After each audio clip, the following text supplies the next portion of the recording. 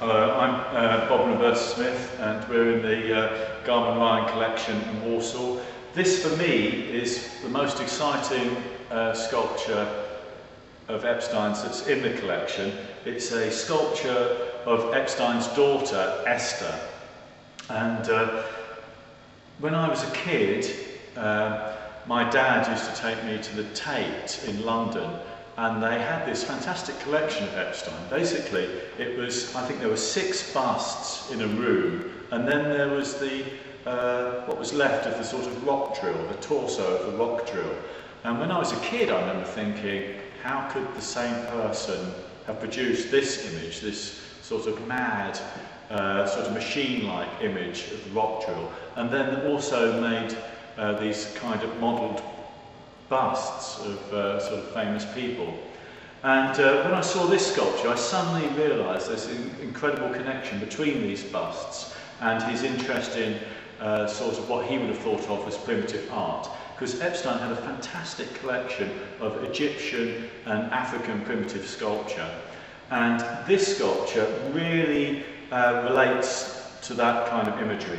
Esther's got this incredibly sharply defined face. You can see all the forms in the head, in the eyes, which are slightly sort of asymmetrical. She's got these kind of almond eyes, which is sort of kind of a bit Egyptian. And she's got a very different kind of hairdo, but she looks kind of a bit Nefertiti-like. And she's got this very there's a very solid kind of symmetry, which is interrupted by her sort of eye being sort of slightly higher on one side. And it's an extraordinarily beautiful sculpture, and you can empathise with this woman. You can see that this is an image of sort of somebody whose life is really ahead of them.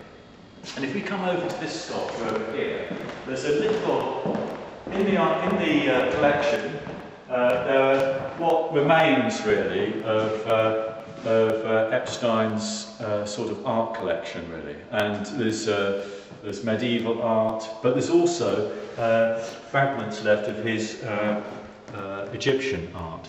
And here we've got this wonderful little head, and you can see in this, you can see these kind of almond eyes. You can even see that kind of hairdo has had an influence on how he's constructed Esther's hair. And the cheeks, again, slightly round, but kind of chiselled cheeks. And it's a very beautiful little head. But the reason why the Esther sculpture is very powerful is because it sort of makes a connection between his interest in sort of primitive art, if you like, African sculpture, Egyptian art. I mean, it's very sophisticated, but people think of it as primitive. And then also this incredibly sad story of Esther, which I'm going to ask Neil Lebeter in the archive to reveal to us some of the information that we have in the archive about Esther, whose life ended tragically when she was very young. Okay, so we're down here in the archive at the Garman Ryan collection, and there's quite a lot of material related to Esther and a lot of photographs and things. So this is a photograph of Esther when she was quite young. She really looks like the sculpture upstairs, Yeah, doesn't she? she No, does. she's got the same sort of haircut and stuff. So yeah, this I think is a really good photo. This is a picture of Esther and her brother Theo. Theo was a painter as well, but he suffered from quite severe mental health problems, and he died as a result of a heart attack in 1954 during quite bizarre circumstances at the Garment House. He was collected. Well, in this book, this is Cressida Connolly's book called The Rare and the Beautiful. She talks about this this evening, and it's quite extraordinary. He has a heart attack and dies while being bundled into the back of a sort of white van, being taken off to some sort of mental institution. Yeah. And Esther sees all this, doesn't she?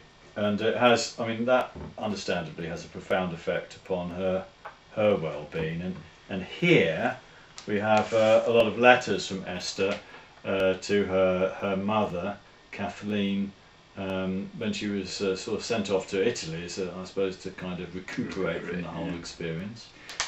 It wasn't a very happy time for her in Italy at all. She friends that were with her report that she was crying quite a lot and was really deeply unhappy, which doesn't come through in the letters, which is quite interesting.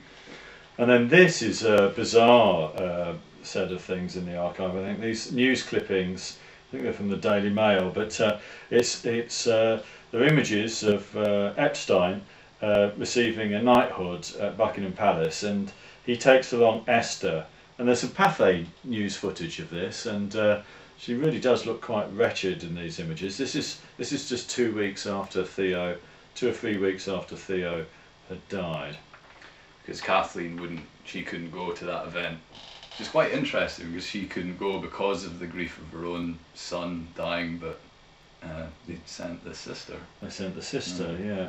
And also going on at the same time as all of this is this sort of relationship that Esther has with a young actor. Now he proposes to her, and she declines the proposal, and he kills himself.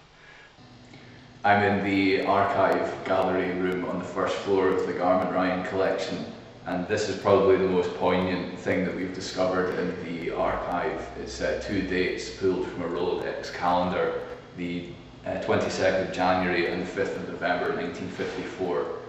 These dates signify the deaths of Theo and Esther in that year, and were very probably saved by their mother Kathleen.